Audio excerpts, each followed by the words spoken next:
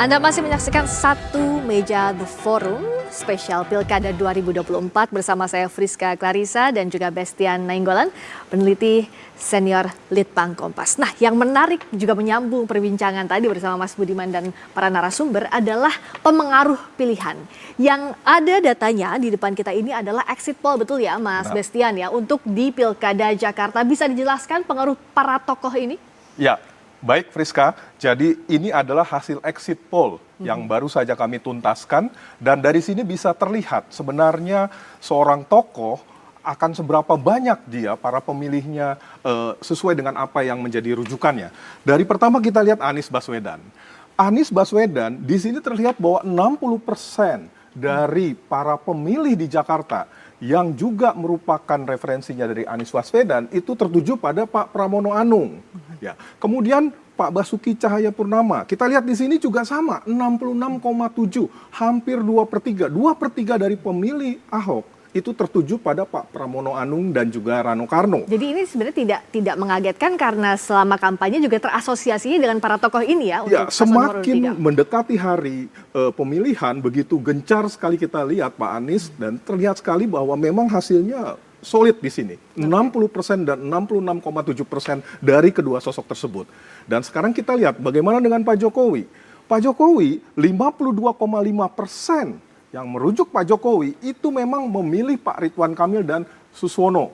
Sebaliknya ada 29,6% yang merujuk pada Pak Pramono Anung. Gitu Fiska. Oke, jadi kalau dari sisi tokoh selama ini siapa yang terlihat mendukung siapa itu tidak berbeda dengan hasil exit poll yang kita lihat saat ini ya Mas Bestian ya? Persis, tidak berbeda. Nah, kalau kita lihat juga dengan beberapa tokoh yang di bawah ini, misalnya Presiden Prabowo, itu 52,8% tertuju kepada Ridwan Kamil dan Suswono. Yang juga menarik kita lihat dari segi geografisnya, sebaran wilayahnya, silakan Mas Bestian. Nah, ini di Jakarta Barat, Pusat, Selatan, Timur, Utara, sesuaikah dengan basis masing-masing pasangan calon ini?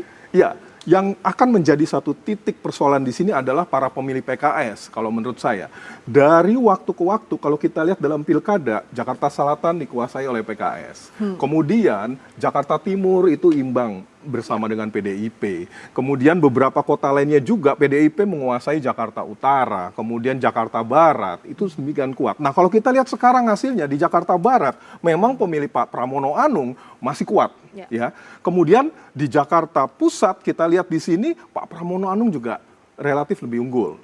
Jakarta Selatan, Pak Pramono Anung unggul di sini. Ya, nah ini menarik. Karena kita lihat biasanya wilayah ini dominan dikuasai oleh PKS.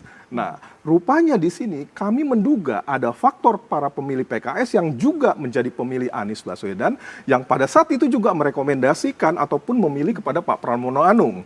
Begitu juga di Jakarta Timur.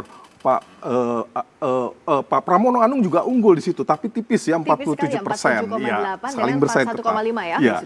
Dan di Jakarta Utara Pak Pramono Anung juga di situ dalam posisi yang juga unggul di sini.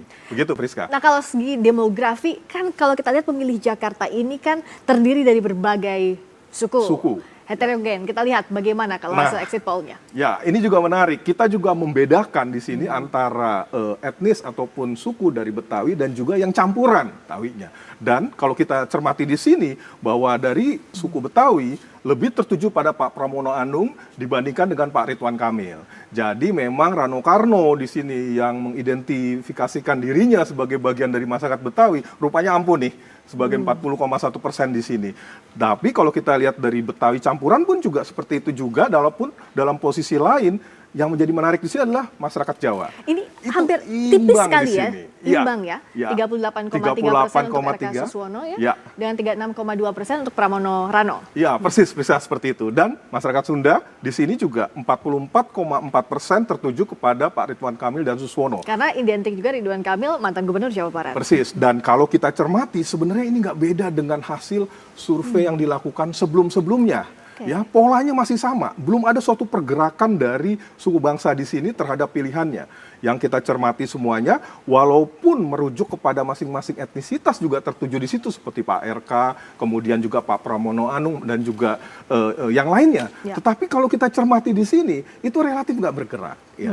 Tidak ada satu yang menonjol sekali, walaupun masyarakat Sunda tertuju pada Pak RK, tetapi yang memilih kepada Pak Pramono dan Rano Karno juga cukup besar, cukup signifikan di sini. Nah, yang juga menarik dibaca adalah pemilih di Pilkada Jakarta adalah pemilih rasional. Nah, kalau dari sisi pendidikan dan pekerjaan terkait ini bagaimana Mas Bestian? Ya, kalau kita melihat dari sisi misalnya pendidikan, pekerjaan dan juga kelas sosial ya, saya pikir di sini tidak ada suatu perbedaan yang signifikan dari masing-masing calon ya. Tidak ada perbedaan yang signifikan, baik dari kelas menengah atas, kemudian kelas atas, menengah bawah maupun menengah ataupun bawah, itu kalau kita cermati grafiknya mirip ya. Bahwa memang Pak Pramono Anung relatif lebih unggul dibandingkan dengan Pak Ridwan Kamil dan Suswono. Ya. Untuk yang atas ya.